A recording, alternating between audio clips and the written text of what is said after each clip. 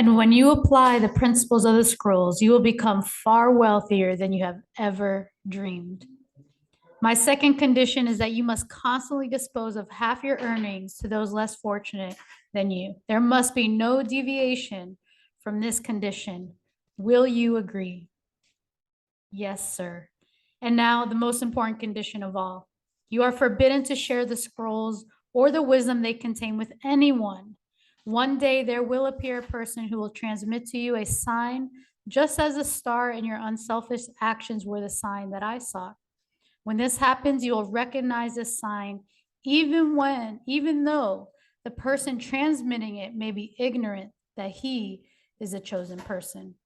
And when your heart assures you that you are correct, you will pass over to him or her the chest and its contents. And when this is done, there need be no conditions imposed on the receiver, such as were imposed on me and which I now imposed on you. And that is, Billionairettes, ladies and gentlemen, where we left off in the last Read With Me session on The Greatest Salesman in the World by O.G. Mandino. That was a snippet of chapter 6. If you missed it, go check it out in the playlist. If you read along with us or if you listened in, that was a reminder of the conditions that the master of Hafid was sharing with Hafid, of the conditions as he passed on the scrolls to Hafid. And so now we're diving into chapter 7. Let's do it. Page 46. I'm excited. Hope you are as well. Hafid, with his animal, entered the walled city of Damascus through the east gate. He rode along the street called Straight with Doubts and Trepidations, and the noise and shoutings from hundreds of bazaars did little to ease his fear. It was one thing to arrive in a large city with a powerful trade caravan, such as that of Pathros. It was another to be unprotected and alone. Street merchants rushed at him from all sides, holding up merchandise, each screaming louder than the next.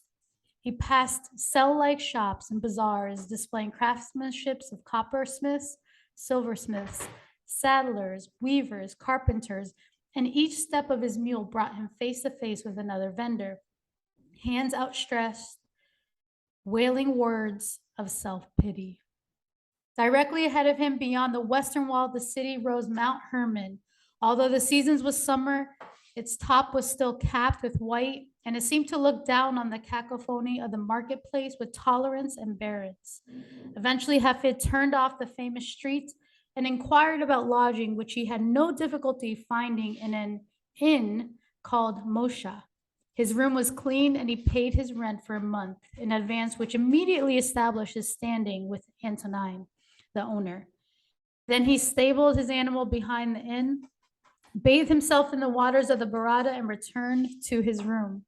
He placed a small cedar chest at the foot of his cot and proceeded to unroll the leather strappings. The cupboard opened easily, and he gazed down at the leather scrolls. Finally, he reached inside and touched the leather. It gave under his fingers as if it were alive, and he hurriedly withdrew his hand. He arose and stepped toward the lattice window, through which sounds poured from the noisy marketplace nearly half a mile distant. Fear and doubt returned again as he looked in the direction of the muffled voices, and he felt his confidence waning. He closed his eyes, leaned his head against the wall, and cried aloud, "How foolish I am to dream that I, a mere camel boy, will one day be acclaimed as the greatest salesman in the world when I have not even the courage to ride through the stalls of the hawkers in the street. Today, mine eyes have witnessed hundreds of salesmen, all far better equipped for their profession than I. All had boldness, enthusiasm, and persistence. All seemed equipped to survive in the jungle of the market. How stupid and presumptuous to think I can compete with and surpass them. Pathros, my Pathros, I fear that I will fail you again." He threw himself on his cot, and weary from his travels, he sobbed until he slept. When he awoke, it was morning. Even before he opened his eyes, he heard the chirp Then he sat up and stared in disbelief at the sparrow perched on the open cover of the chest containing the scrolls. He ran to the window. Outside, thousands of sparrows clustered in the fig trees and sycamores, each welcoming the day with song. As he watched, some landed on the window ledge, but quickly flew away when Hafid moved even slightly. Then he turned and looked at the chest again. His feathered visitor cocked its head and stared back at the youth. Hafid walked slowly to the chest, his hand extended. The bird leaped into his palm. Thousands of your kind are outside and afraid, but you had the courage to come through the window. The bird pecked sharply at Hafid's skin, and the youth carried him toward the table where his knapsack contained bread and cheese. He broke off chunks and placed them beside his small friend, who began to eat. A thought came to Hafid, and he returned to the window. He rubbed his hand against the openings in the lattice. They were so small that it seemed almost impossible for the sparrow to have entered. Then he remembered the voice of Pathros, and he repeated the words aloud.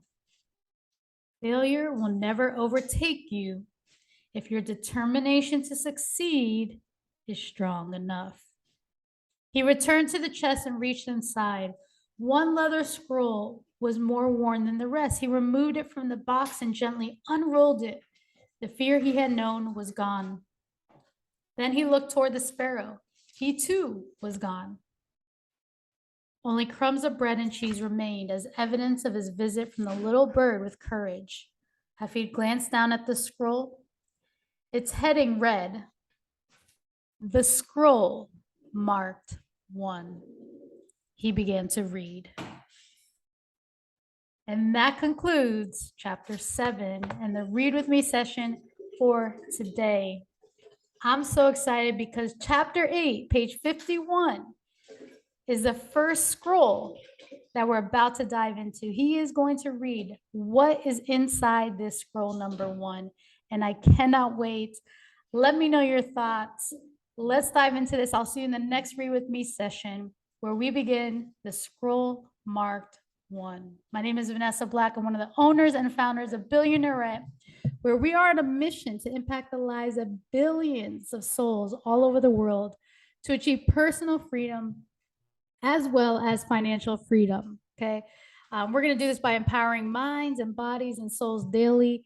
And it's just been an amazing journey so far. We've been reading 2 books every single month, one on personal freedom, one on financial freedom. Isabel's currently reading John Maxwell's 21 Irrefutable Laws of Leadership. So if you haven't checked that out, and leadership is something that you want to grow in, that you want to develop as a leader, then go check it out in the playlist. It's an incredible, incredible book with awesome, amazing laws that we can apply into our lives. And I'll see you in the next episode. If you're not following us on Instagram, go ahead, connect with us. Billionaire is our Instagram handle.